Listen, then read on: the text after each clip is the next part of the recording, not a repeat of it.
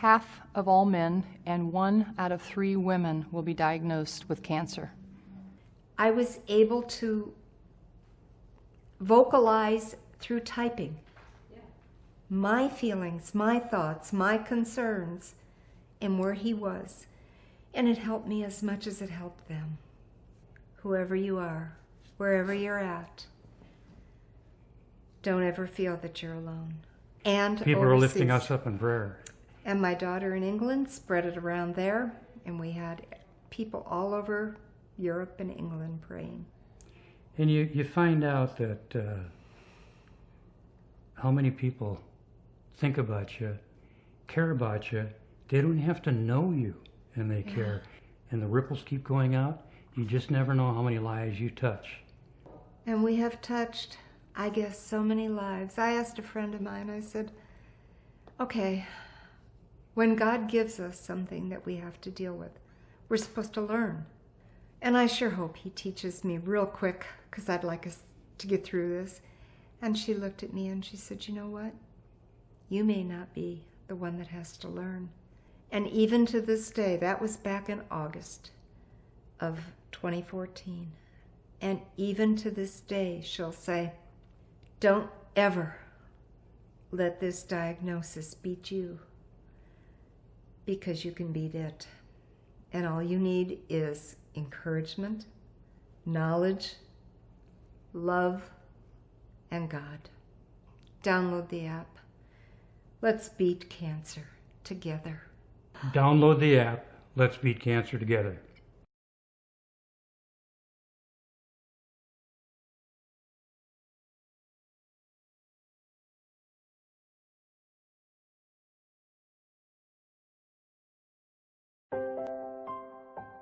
Lily and I love just to be together. We do a lot of stuff together. We're pretty much inseparable.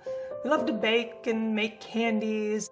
After 7 years of being married, Cameron and I decided to become parents, and we were really looking forward to growing old together and raising this baby. I was ecstatic, but I felt so crappy.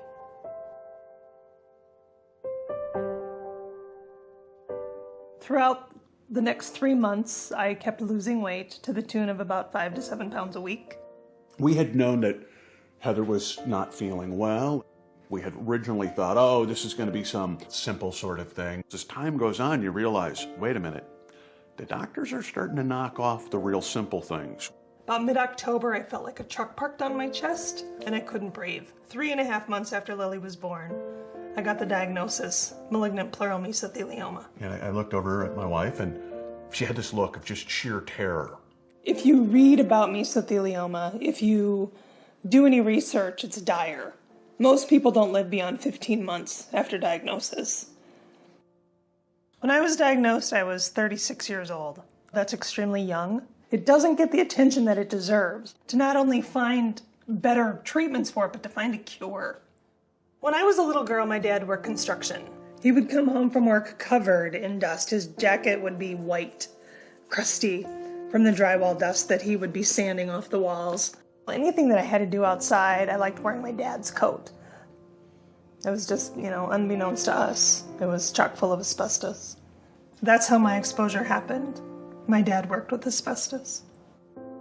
We were fortunate enough to have a series of doctors who knew where to send us. My doctor here knew to send me on to Dr. Sugarbaker in Boston. The Mesothelioma Cancer Alliance is a fantastic resource to find these specialists. It's a fantastic not only resource for doctors, but treatment centers. Going into surgery was scary. I would keep telling her, look, Lily needs her mother. That's the way I kept Heather's hope up. Lily went to live with Heather's parents. We couldn't take her with as we were traveling with all the doctor's appointments and being in the hospital. After recovering in Boston, I went to live with my parents in South Dakota. In that 3 months while I was recovering, Cameron was only able to see Lily for 3 days, 36 hours. But it's what we had to do in order to get by. And it's just what you do. Throughout Lily's life, we've never hidden the fact from her that I had cancer when she was a baby. We're very upfront about it. I don't get into the dire, what could happen, because I don't operate that way. We operate from a place of hope and a place of living in the moment. They asked if I would talk to other patients because of my attitude. I've been accused my whole life of wearing rose-colored glasses and seeing life very optimistically, and I have no intention of ever taking them off. There was no option other than living through this. I was going to beat it no matter what. There's more hope now than there ever was. So don't give up. Don't take a death sentence as a diagnosis. There is hope.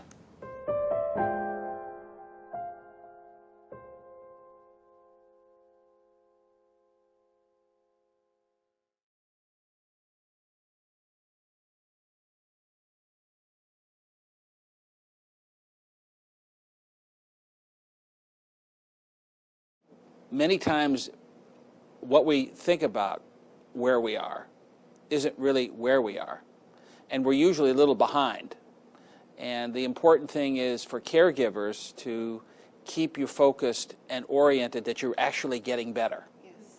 Because we tend to think, I'm not getting better, I'm still dying, the surgery's over, it's all set, we're moving forward. And I think that's really the importance of listening to your caregivers, to, let the coach tell you, what team you should be on, and as you progress and get better and better, maybe you don't know, maybe the team knows, and listen up, and that's really what I hear from all of you. I'm obviously the junior member of this group because I'm only 3 years from surgery, but in another way I'm the senior member because I'm about to turn 83. I'm well, healthy, living a full retirement life in Maine.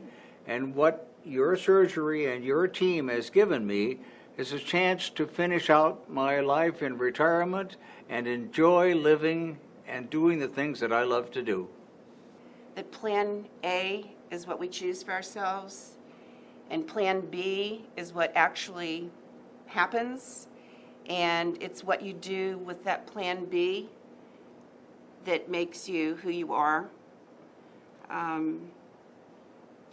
I've had the opportunity to continue teaching 31 years, to have 3 grandchildren, to be almost married in a week, not almost married, but almost married for 32 years, I think.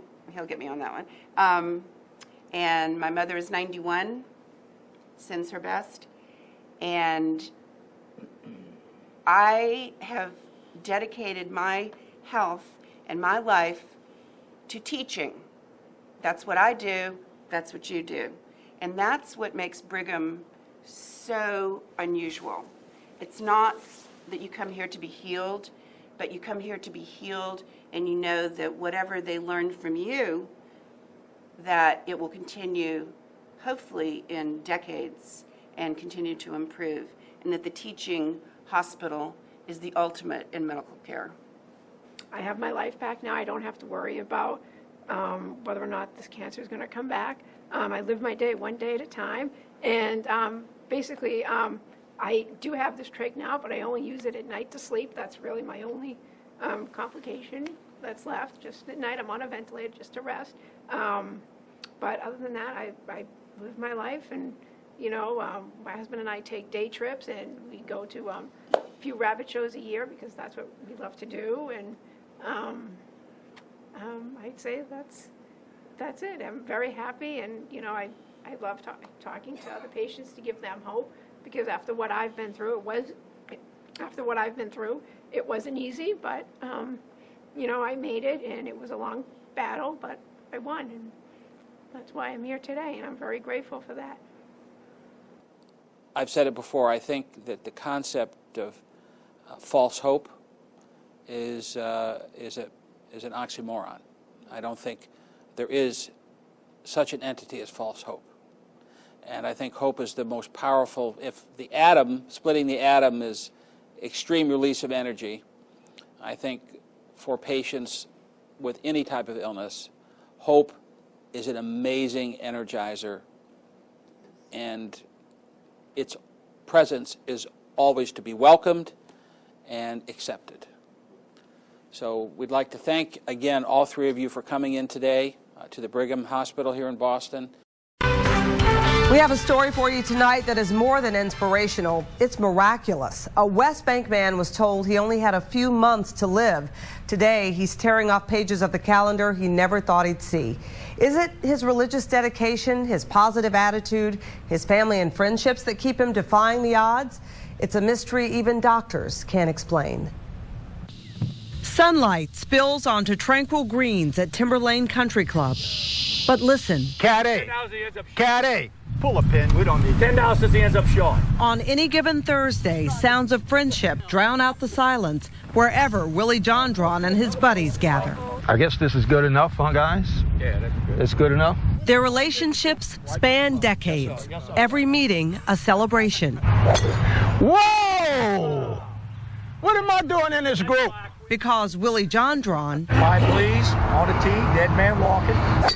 Isn't supposed to be alive. They have some wonderful names for me at Timberlane. They call him the corpse, dead man walking. One lung blankety blank. Gotta tease him. It's not natural if you don't tease him. You know, it's that's a West Bank tradition. Willie Jondron's story begins here on the West Bank in Marrero. He was raised right here on Jung Boulevard. Asbestos was common here long before it was found to be dangerous. It seemed to be a part of life. You could play marbles in it. You could play cowboys and Indians in it. You can roll in it. Willie's dad worked in a local plant that manufactured wallboard. Asbestos was part of the process. Around this community, especially on the West Bank, there was a lot of asbestos that was being used to pave sidewalks and driveways. Playgrounds had it in there. Jondron was always healthy and athletic, a standout in football and basketball, even a coach. But the cancer lurked all the while. It takes 25 to 35 years to manifest before it comes out. In April of 2002, Jondron was diagnosed with mesothelioma, a typically fatal disease associated with asbestos exposure. After the diagnosis, Jondron said a nurse on the night shift came into his room at Baptist Hospital. She put her hand on my tumors, and she said, Mr. Jondron, she says, you're going to be fine. I'm your guardian angel. We never saw again. 10 months before the diagnosis, Willie had married Grace Caluette, a delivery room nurse. For these newlyweds, married life began on a note of near desperation. And in August, we'd go to Brigham Women in Boston and have the operation to remove my right lung, the lining of the lung, half my diaphragm, the number 6 rib. They gave me 5 to 20 months to live after that. And that was August the 7th, 2002. Jondron is a devout Catholic. Once out of ICU at Brigham Women's, he drew strength from the prayer cards that friends and family had given him. One card seems special. I put that prayer cards on my shelf, and when I turned the lights out that night, that picture of that Blessed Virgin Mary glowed all night long.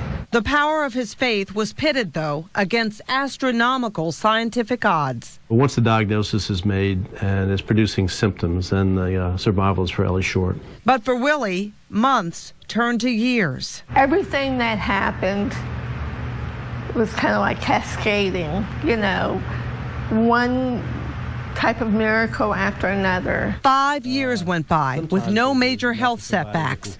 Then in the fall of 2007, Jondron began to have severe pains in his back. The feeling was the same as it had been in 2002. They did the CAT scan. There was almost a 2-inch in diameter tumor resting on top of my liver in between the 9th and 10th rib. And you said? Here we go. The tumor was malignant. This time, doctors gave Jondron 4 months to live, a year tops with intense chemo. Every 18 days, 3 days in a row, 7 hours a day. They were giving me so much, they were pumping it in a portacaf and in IV. I was so sick, I went down to 140 pounds. I threw up for 11 days and nights. Jondron was withering away, but prayed that he'd live to see his first grandchild, who would be born that December. His body couldn't take the strain of any more chemo. They called Dr. Seiler. He said, let's do a CAT scan, let's see what's going on. I had goose flesh because, you know, it's not something that in this business we often get to tell people. It's a miracle. You know, the tumor is completely gone. And it was kind of like you wanted to believe it, but how can this be? His CT scans that we do and MRIs, that area where the tumor originally was is completely empty of any tumor, just normal organs and no abnormalities that suggest any local recurrence. So the tumor's gone. We cannot see it. How do you explain it? Good looks, good genes, good Lord. The grandchild Willie didn't think he'd see is 3 years old.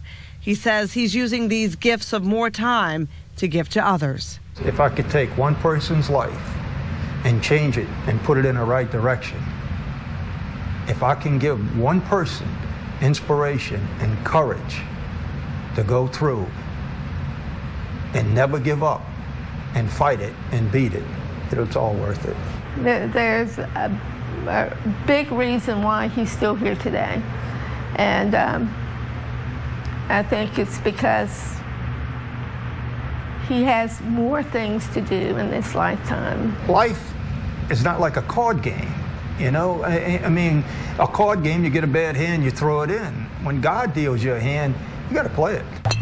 The guys at Timberlane don't treat Willie like a miracle, just a friend. We hope that we're not around when he drops on the golf course, you know, because we'd have to kick him on the side and keep on playing.